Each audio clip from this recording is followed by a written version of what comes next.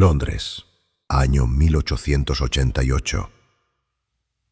En medio de la niebla densa y helada que cubría los callejones del East End, como un velo mortuorio, un hombre se desliza entre las sombras. Sus pasos son susurros apenas audibles en el empedrado húmedo. Su silueta es un espectro que se funde con la oscuridad, su rostro, una incógnita eterna.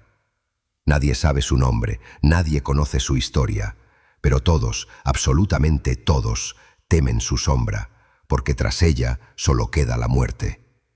Y no cualquier muerte, hablamos de un horror quirúrgico, preciso, premeditado, una muerte sin rostro, sin alma, pero con una firma tan perturbadora que heló la sangre de toda una ciudad. Bienvenidos a No respires fuerte.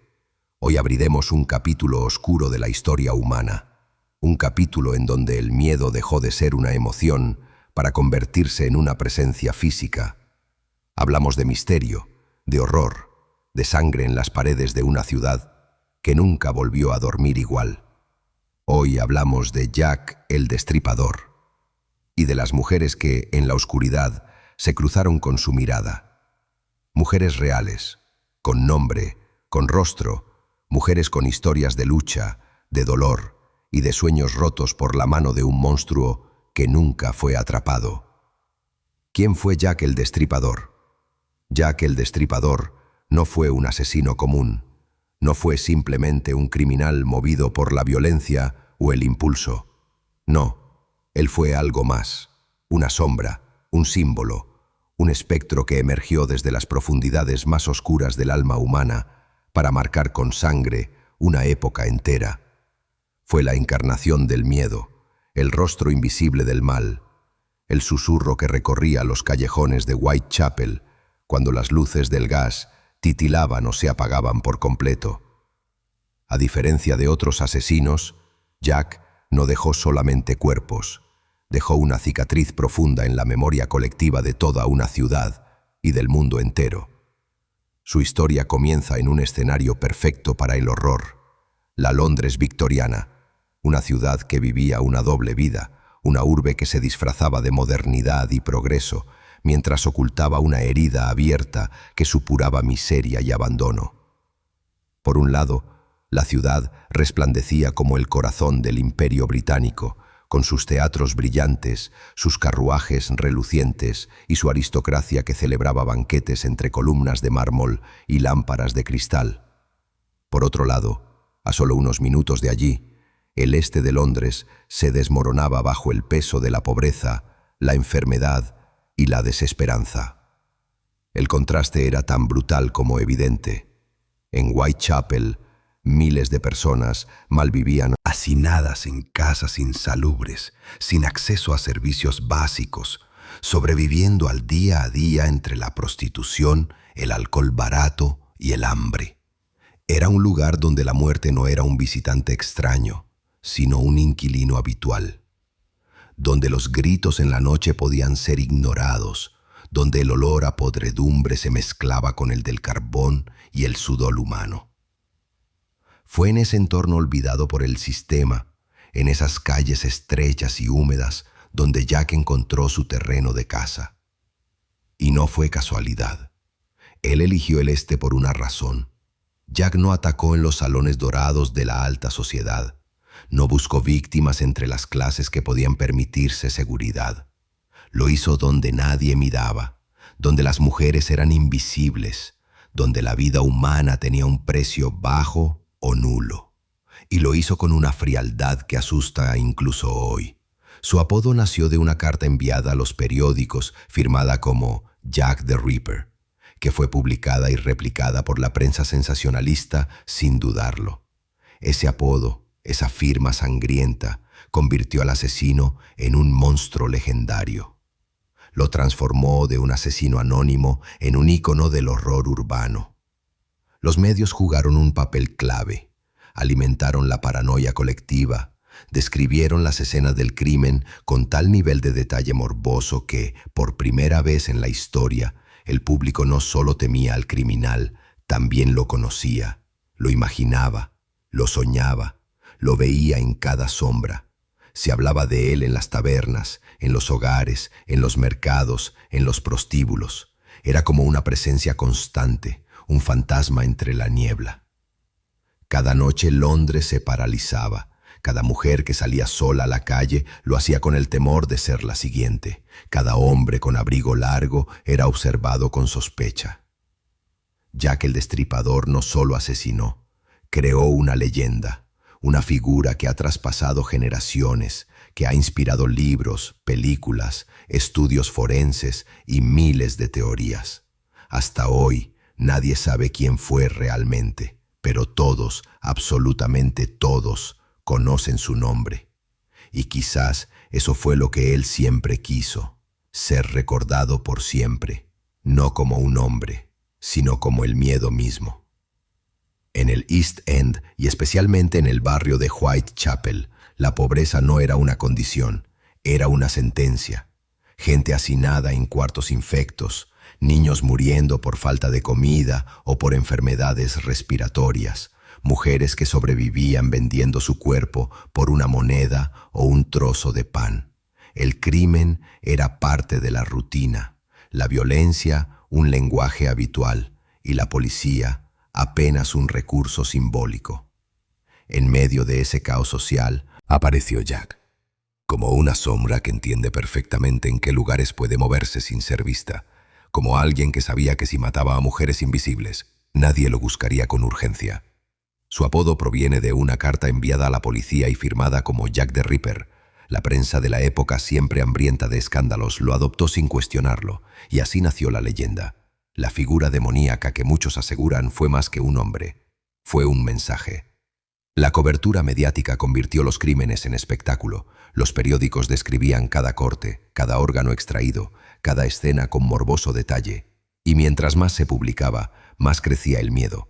Los ciudadanos ya no salían por las noches, la ciudad estaba paralizada, pero lo más inquietante era la impunidad. El asesino parecía disfrutar de su juego, asesinaba con precisión, desaparecía como un fantasma y desafiaba públicamente a la policía. Era como si el monstruo se burlara de todos. A quienes elegía como víctimas, Jack no mataba por impulso ni atacaba al azar. Había una lógica retorcida y premeditada detrás de su elección, un patrón oscuro que revela tanto sobre él como sobre la sociedad que lo rodeaba. Sus víctimas eran, en su mayoría, mujeres olvidadas, silenciadas por una ciudad que les había dado la espalda. Eran trabajadoras sexuales, mujeres sin techo, almas rotas por la pobreza, el abandono, el alcoholismo y la desesperanza. Muchas de ellas eran madres que ya no veían a sus hijos, hijas que habían sido expulsadas de sus hogares o simplemente mujeres que luchaban por sobrevivir un día más en una ciudad que nunca las quiso. Eran invisibles. Sus nombres no aparecían en los registros sociales, sus rostros eran apenas reconocidos por los vecinos y sus muertes, en otro contexto, podrían haber pasado desapercibidas. Vivían en los márgenes del East End, en condiciones inhumanas. Dormían en camas alquiladas por unas pocas monedas, en albergues miserables donde el calor era escaso y el olor a humedad se mezclaba con el del cuerpo ajeno. Si no conseguían el dinero diario, pasaban la noche caminando buscando esquinas menos peligrosas, protegiéndose del frío con lo poco que llevaban puesto. Estas mujeres no eran solo presas fáciles. Eran prescindibles para el Londres victoriano. Nadie se escandalizaba por su desaparición, nadie las buscaba.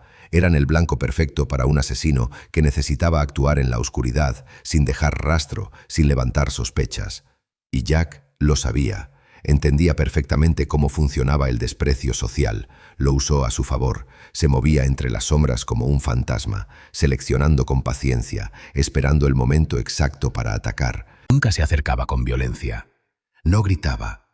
No era impulsivo. Todo indica que abordaba a sus víctimas con calma, como un cliente más. Es probable que hablara con ellas, les ofreciera más dinero del habitual, les dijera algo que les hiciera bajar la guardia. Tal vez incluso fingía ternura, comprensión, algo que en sus mundos rotos era escaso. Y cuando ellas, agotadas por el frío y por la vida, aceptaban caminar con él a un rincón oscuro, sellaban sin saberlo su destino. Una vez aisladas, la ejecución era rápida y meticulosa. Las degollaba con un solo corte limpio, profundo, preciso. Un movimiento calculado que cortaba la arteria carótida y la tráquea en segundos.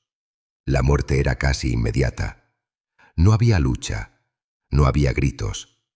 Solo el silencio de la madrugada, interrumpido por un acto de violencia quirúrgica.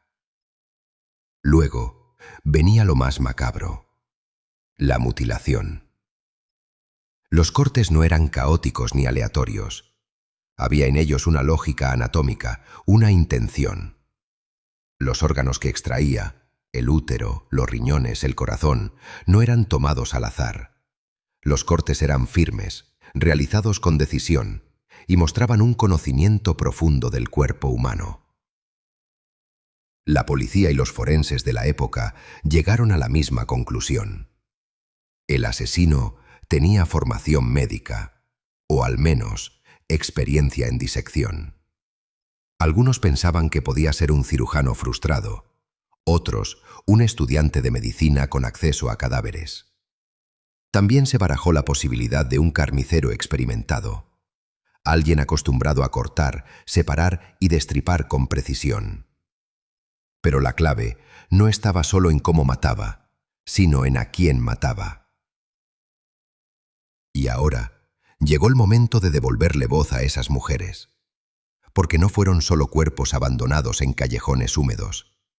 Fueron personas, con historia, con alma, con pasado, y merecen ser recordadas, no solo como víctimas, sino como seres humanos que vivieron y murieron en la sombra de un monstruo. Primera víctima: Mary Ann Nichols. Mary Ann Nichols, conocida por todos como Polly, tenía 43 años cuando la oscuridad de Whitechapel la envolvió para siempre. Fue madre, fue esposa y fue hija de una ciudad que la olvidó. Su historia es la de muchas mujeres en la Londres victoriana. Una historia de promesas rotas, de esperanzas apagadas y de una vida que lentamente se fue deshaciendo entre el dolor y el abandono. En su juventud, Polly tuvo lo que muchos considerarían una vida normal. Se casó, tuvo hijos y durante un tiempo logró mantenerse a flote. Pero la felicidad fue efímera. El alcohol, la pobreza y la soledad comenzaron a corroer su mundo. El matrimonio terminó. Sus hijos fueron separados de ella, y cada día se hizo más difícil que el anterior. Sin recursos, sin familia que la ayudara y sin opciones reales, Polly terminó en las calles de East End, compartiendo techo con el frío, el hambre y la miseria. Como tantas otras mujeres de su época, sobrevivía noche a noche gracias a lo poco que podía conseguir. Si tenía suerte, reunía unas cuantas monedas para pagar una cama en un albergue público. Si no, caminaba. Caminaba hasta que los pies le dolían, hasta que la niebla la cubría por completo. Caminaba porque detenerse era resignarse a morir de frío. Y en ese caminar solitario se cruzaban hombres, algunos clientes, otros sombras sin nombre. La madrugada del 31 de agosto de 1888, Polly no tuvo suerte. No logró reunir el dinero suficiente para dormir bajo techo. A las 3:40 de la madrugada, su cuerpo fue hallado por un cochero llamado Charles Cross en una calle sombría, conocida como Bucks Row, hoy Dartford Street. El hallazgo fue espantoso. Estaba tendida boca arriba, con el vestido levantado hasta la cintura. No solo le habían arrebatado la vida, también le habían arrebatado la dignidad. Los cortes en su cuello eran profundos, violentos, uno de ellos tan brutal que casi la decapitó por completo. Pero eso no fue lo único. Su abdomen había sido abierto con múltiples incisiones, cortes transversales y verticales que mostraban no un arrebato de furia, sino una intencionalidad aterradora. Como si el asesino hubiera practicado, como si en ese primer crimen reconocido ya hubiese un método. Pero lo más perturbador no estaba en los cortes, sino en el entorno. El callejón estaba casi limpio, apenas había sangre a su alrededor. El suelo frío y seco no mostraba los rastros que uno esperaría de una escena así, lo que indicaba que el asesino la había degollado primero, permitiendo que la sangre drenara lentamente desde la herida, evitando salpicaduras. Lo hizo en silencio, lo hizo sin prisa, Lo hizo sabiendo que nadie vendría a interrumpirlo, porque en ese rincón olvidado del este de Londres, los gritos de una mujer no eran suficientes para detener la noche.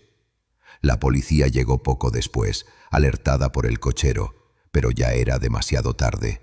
La escena hablaba por sí sola. No se trataba de un ataque común.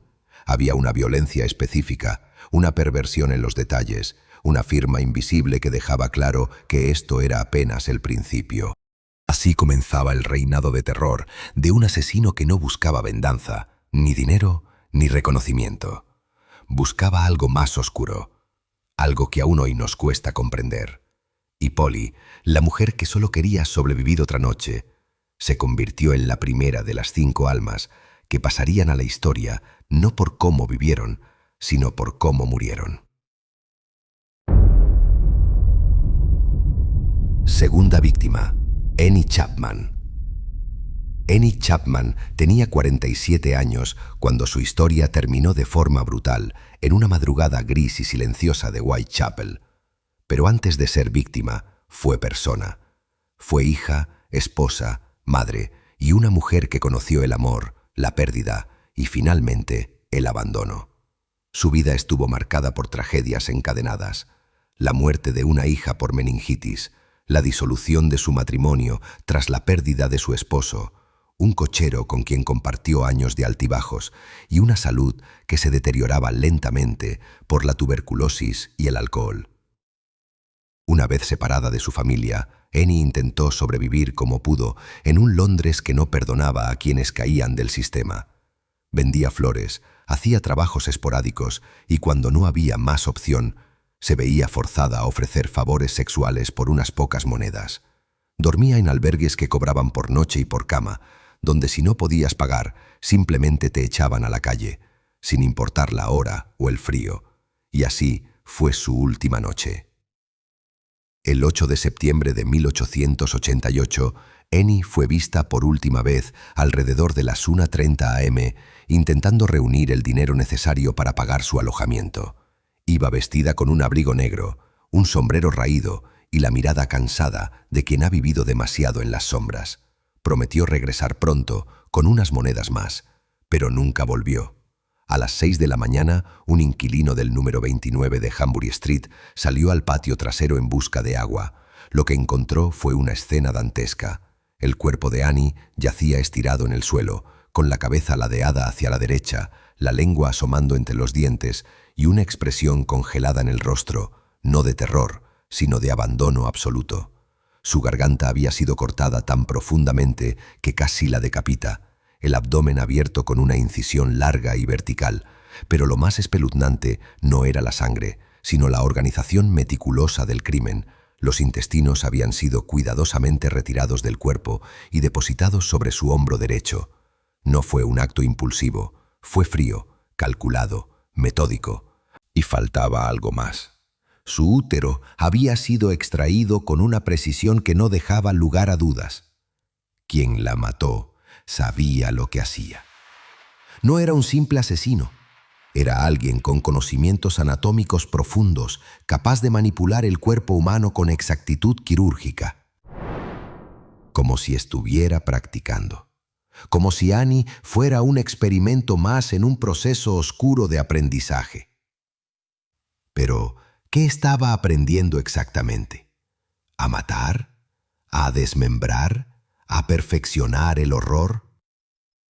Jack no dejaba mensajes, no firmaba sus crímenes, pero cada cuerpo hablaba por él. Y el cuerpo de Annie Chapman gritaba una sola cosa: el asesino estaba evolucionando. A partir de ese momento, la ciudad de Londres dejó de pensar que se trataba de un ataque aislado.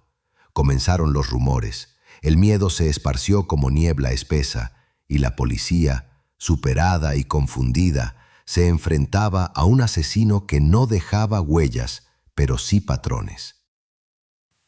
Annie fue la segunda, pero no sería la última. Tercera víctima, Elizabeth Stride. Elizabeth Stride, apodada por quienes la conocían como Longlegs, tenía 45 años y era oriunda de Suecia. Había nacido en una familia humilde, eliguada como muchas mujeres de su época, Elizabeth luchaba día a día para subsistir. Especialmente no para una mujer sola, extranjera, sin recursos ni conexiones. Durante algún tiempo trabajó limpiando casas y vendiendo flores en las calles abarrotadas del East End, un lugar donde el bullicio se mezclaba con el hambre, el frío y los susurros de la desesperación. Como muchas otras mujeres empujadas a los márgenes, Longleat recurría ocasionalmente a la prostitución como única vía para asegurar un techo nocturno o una cena caliente. Una tesaba, siranduide, enclisada al libo de bimiestábice de estaños. Aún así, era descrita como amable, de voz suave y con un acento peculiar que nunca perdió del todo. A pesar de sus circunstancias, solía vestirse con cierta elegancia y trataba de mantener su dignidad intacta, incluso en la pobreza. La noche del 30 de septiembre de 1888, Londres estaba envuelto en niebla y una llovizna leve bañaba las calles adoquinadas. Elizabeth fue vista por varios testigos en los alrededores de Berners Street, acompañada por distintos hombres. Algunos afirmaron que discutía con uno de ellos, otros que parecía tranquila. Nada anunciaba el horror que estaba por venir. Antes de la 1 am, su cuerpo fue descubierto en Dotfield, un oscuro y estrecho callejón. Estaba tendida de lado, como si apenas hubiera tenido tiempo de girar antes de colapsar. Su garganta había sido cortada de un solo tajo, profundo y preciso. Pero algo era extraño. No había otras mutilaciones, ninguna señal del sadismo que el asesino había mostrado con las víctimas anteriores. Esta anomalía encendió una teoría entre los investigadores de la época y los expertos modernos, ya que el destripador había sido interrumpido. Se cree que apenas segundos después del asesinato, una carreta ingresó al callejón, forzando al asesino a huir precipitadamente. No tuvo tiempo de llevar a cabo su habitual carnicería. Pero si el Reaper fue interrumpido, eso significaba algo más siniestro aún. Su sed de sangre no había sido saciada. Su ritual había sido incompleto, y cuando un monstruo queda a medias, suele regresar pronto con más rabia, más impulso, más oscuridad. Y eso fue exactamente lo que ocurrió. Porque no habían pasado ni 45 minutos, y el asesino volvió a atacar. Cuarta víctima, Catherine Eddowes. La noche en que la ciudad de Londres temblaba ante el eco reciente del asesinato de Elizabeth Stride, la oscuridad aún no había mostrado todo su horror, porque apenas 45 minutos después, cuando las autoridades apenas comenzaban a acordonar el callejón de Dutfield Yard, un segundo crimen se desataba con una furia aún mayor. Era la madrugada del 30 de septiembre de 1888 y Mitre Square, un rincón sombrío y angosto de la ciudad, se convertiría en el escenario de una de las escenas más macabras en la historia del crimen. Catherine Eddowes tenía 46 años. Era una mujer que había vivido entre la pobreza y la resiliencia, madre, esposa y, por momentos, simplemente una sombra más entre los callejones de Whitechapel. Aquella noche había sido detenida por la policía por encontrarse ebria y causar disturbios en la vía pública. Tras unas horas en custodia, cuando consideraron que ya estaba sobria, la dejaron libre. Fue una decisión que con el paso del tiempo muchos lamentarían. Liberada alrededor de la 1 am, Catherine caminó sola por las calles frías y húmedas, sin saber que el destino le tenía preparada una cita con el horror. A las 1:45 am, su cuerpo fue hallado en Mitre Square. El hallazgo dejó a los agentes sin aliento. Era una escena inhumana. Su garganta había sido seccionada de lado a lado, con tal fuerza que casi la decapita. Pero el ataque no terminó allí. El rostro de Catherine fue desfigurado de manera meticulosa y aterradora. Presentaba cortes en forma de V debajo de cada ojo, como si el asesino hubiese querido borrar su identidad o enviar un mensaje. Era un símbolo de odio o de ritual, o de ambos. Su abdomen fue abierto con precisión quirúrgica, dejando al descubierto vísceras expuestas. Parte de sus intestinos fueron cuidadosamente colocados sobre su hombro derecho, como si se tratara de una macabra firma. Y lo más perturbador, le fue extraído el riñón izquierdo. No fue un corte al azar, ni un acto de brutalidad impulsiva. Fue una extracción limpia, casi clínica. Quien lo hizo sabía lo que buscaba, sabía cómo hacerlo, y lo hizo en un tiempo increíblemente breve. Los investigadores estimaron que todo el crimen, la caza, el asesinato, la mutilación y la huida, ocurrió en un lapso de no más de 15 minutos. 15 minutos en los que nadie escuchó un grito, ni un forcejeo, ni pasos acelerados. 15 minutos en los que la ciudad dormía, mientras el destripador perfeccionaba su arte. Este doble crimen, el de Elizabeth Stride y Catherine Eddowes, en una sola noche, quedaría registrado como la noche del doble evento, la más sangrienta de toda su ola de terror. Y en Mitre Square, aquella madrugada, quedó una marca invisible, una grieta en la ciudad que jamás sanaría del todo. Quinta víctima, Mary Jane Kelly. La última y la más joven. Mary Jane Kelly tenía apenas 25 años cuando fue alcanzada por la sombra del destripador. A diferencia de las víctimas anteriores, su juventud y belleza resaltaban entre la oscuridad del East End. Vivía sola en una modesta habitación de alquiler en Miller's Court, una especie de anexo oculto dentro de Dorset Street, uno de los rincones más miserables de todo Londres. Su habitación era pequeña, lúgubre y apenas iluminada por la tenue luz que se filtraba entre los tablones de la ventana. Mary Jane era irlandesa de nacimiento, pero su historia personal estaba cubierta de contradicciones, mentiras piadosas y relatos confusos. Algunos decían que había estado casada con un minero galés, otros que había vivido en Francia como acompañante de lujo. Lo único cierto es que hablaba con dulzura. Cantaba con una voz melodiosa que aún recuerdan quienes la conocieron, y tenía una actitud amable, incluso soñadora, a pesar de las duras condiciones de su vida. A veces vendía flores, a veces cantaba en las tabernas, pero la mayor parte del tiempo, como tantas mujeres de su época, sobrevivía ofreciendo su cuerpo a cambio de unas pocas monedas. El 9 de noviembre de 1888, la tragedia alcanzó su punto más alto. Aquella noche helada, Mary Jane fue vista por última vez alrededor de las 2 de la madrugada, entrando en su habitación, acompañada por un hombre. Nadie escuchó nada, nadie vio nada. A la mañana siguiente, el dueño del lugar, molesto porque no había pagado la renta, forzó la puerta. Lo que vio fue una imagen que ni los investigadores más endurecidos pudieron borrar de su memoria. Mary Jane yacía sobre su cama, o lo que quedaba de ella. Su rostro había sido desollado completamente, hasta el punto de hacerla irreconocible. Sus ojos abiertos, vacíos, mirando hacia la nada, y su boca sin labios era una mueca espantosa de dolor detenido.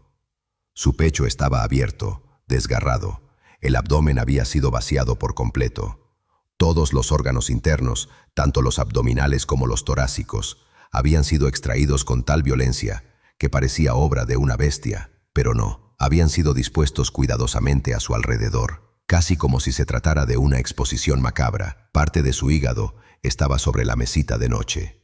Su útero, sus riñones, sus senos, todo había sido esparcido por la habitación con una frialdad quirúrgica. Faltaba uno, el corazón. Nunca apareció, Nunca se supo si fue robado, escondido o simplemente llevado por el asesino como trofeo. Fue el crimen más brutal, más horrendo y también el más personal. A diferencia de los anteriores, este se cometió en el interior, a puerta cerrada, con tiempo suficiente para que el asesino ejecutara cada paso sin apuro. Y sin embargo, fue el último. Después de Mary Jane Kelly, el silencio volvió a las calles de Whitechapel. Jack el Destripador desapareció como el humo de las chimeneas de Londres. No hubo más cartas, no hubo más cuerpos, no dejó pistas, no cometió errores. Fue como si se hubiese desvanecido en la niebla para siempre, dejando tras de sí un legado de horror, misterio e inmortalidad. El final del terror, o solo el principio. 5 mujeres, 5 historias de dolor, abandono y muerte, pero sobre todo, 5 personas que vivieron en la sombra de una ciudad que les dio la espalda. Jack el Destripador no solo las mató, las convirtió en parte de su leyenda. Y su mensaje sigue resonando hasta hoy. El mal puede esconderse donde menos lo esperamos, y cuando nadie mira, puede escribir historia con sangre. ¿Fueron solo 5 víctimas? ¿O hay más cuerpos bajo la niebla de Whitechapel? Esto fue No respires fuerte. Si quieres conocer las teorías más oscuras, los sospechosos principales, sucesos paranormales y crímenes sin resolver, suscríbete al canal, dale like al video y compártelo con tus amigos más cercanos para que no se pierdan ningún detalle. Y recuerda, si escuchas pasos tras de ti, no respires fuerte.